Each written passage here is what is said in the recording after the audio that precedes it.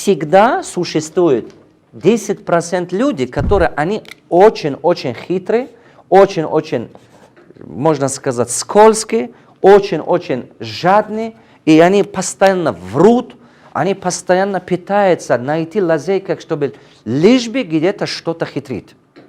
Они на прямой дороге пойти не могут они. Они действительно, они не могут по прямой дороге пойти. Поверьте моим словам, это так. Он вот говорит, что принеси стакан воды, он что-то все равно там должен придумать. Дай ему 100 рублей, иди купи спичку. Просто спичку купи. Он придумает, как это 100 рублей, 2 рубля у тебя обманут. Он, ну не знаю, такой, по крайней мере, не могут оттуда, спичку откроет, 2-3 шутушка заберет. Что завтра ему вдруг пригодится. Он такой, ничего не поделаешь с ними. 10% людей, они действительно всегда будут хитрить, всегда будут воровать, всегда будут обманывать, да хоть вы что угодно делать, они это будут делать. Они это все равно будут делать. Вы должны это очень хорошо запомнить навсегда. Теперь внимание. 80% людей всегда смотрят на руководителя. Всегда смотрят, как вы организуете работу. Если вы организовали работу правильно, они делают все правильно. Если вы слабый руководитель, не требуйте, не показывайте, не контролируйте, они превращаются в лентяя и начинают подчиняться. Они станут хитрыми, они начинают просто так. Они говорят, значит, так нормально. Просто придет зарплата, получает, уйдет и делает вид, что все правильно. Потому что вы дирижер, вы создаете музыку, они только играют музыку, которую вы создали. Правила создаете вы, не они. Не надо их обвинять. Они будут подчиняться просто как руководитель организует работу, они просто будут так себя вести. Получается, что, смотрите, вот это от вас зависит.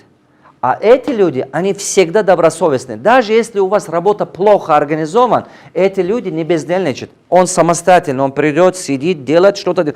Даю вам слово, что любую организацию зайдите, найдется 2-3 человека, которые никогда не бездельничают. Он сидит, что-то делает, работает. Он знает, что я пришел сюда, мне надо поработать. Потому что он сознательный человек, он сам такой. Теперь внимание обратите. А эти люди от вас зависят.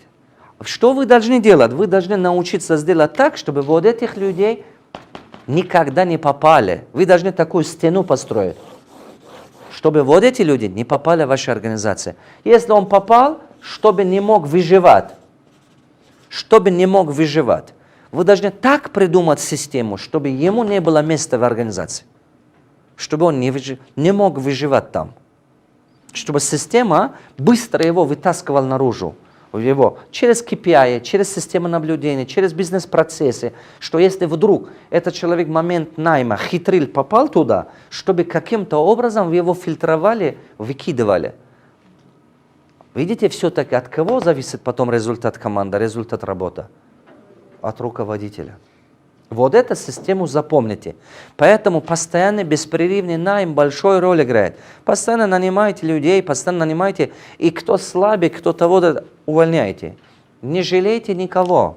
Не жалейте никого. Вы там не детский сад строите, вы не нянчите. Вы не то, что... Вам не надо стать хорошим дядям. Вам не надо это делать.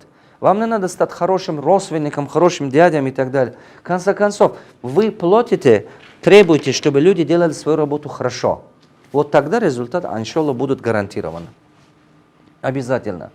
Это вам что-нибудь давали, эта формула? Запомните это навсегда. Под контроль держите, чтобы вот их не появилось. Если их будут больше, запомните, они заражают других.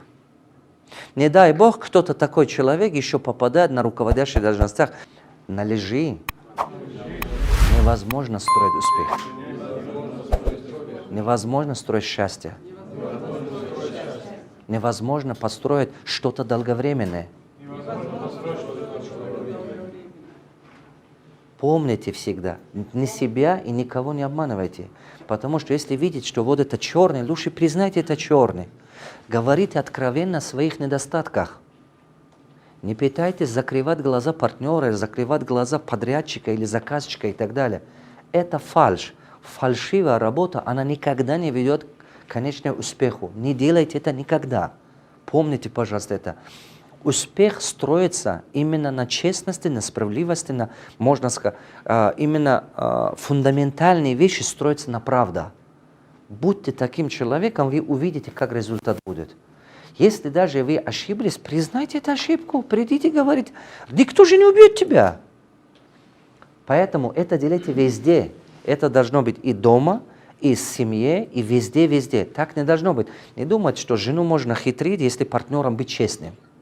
Это нельзя, потому что это у вас все равно в характере будут сидеть, и вы будете удобными, вы будете подводить кого-то. И это отражается. В голове держите, на лжи никогда не строится долговременный успех или счастье. Никогда не строится. Вы должны построить крепкий фундамент. Крепкий фундамент создайте, она вас, вы знаете, она внутри вас. Вам надо просто выбирать. Когда иногда некоторые люди приходят, мне говорят, мне пришлось вот так делать, потому что тот партнер хитрил. Я говорю, нет, ты выбирал, у тебя всегда есть выбор. Ты выбрал такого, ты выбрал, что так. Не говори, что там кто-то. Значит, ты реагировал на то, что кто-то так сказал. А зачем ты реагируешь за то, что кто-то сказал, если ты такой человек? Если ты действительно внутри себя выбрал, что я буду таким человеком, ни одна ситуация и ни один человек не может мешать тебе. Невозможно. И знаете, что еще заметил? Чем больше вы будете поработать над собой, чтобы выбрать, что я стану таким человеком, я буду всю оставшую жизнь вот так работать над развитием этого состояния, что произойдет? Со временем вас будут окружать больше таких людей. Какой вы сами, такие люди будут прийти к вам больше. Если вас постоянно хитрят и постоянно обманывают, постоянно не то, помните, где-то у вас тоже внутри сидит такой гнилой человек. Вы же, когда подойдете к зеркалу, себя видите, точно меня не видите там? Или соседа, согласны? Вот, работайте над этим.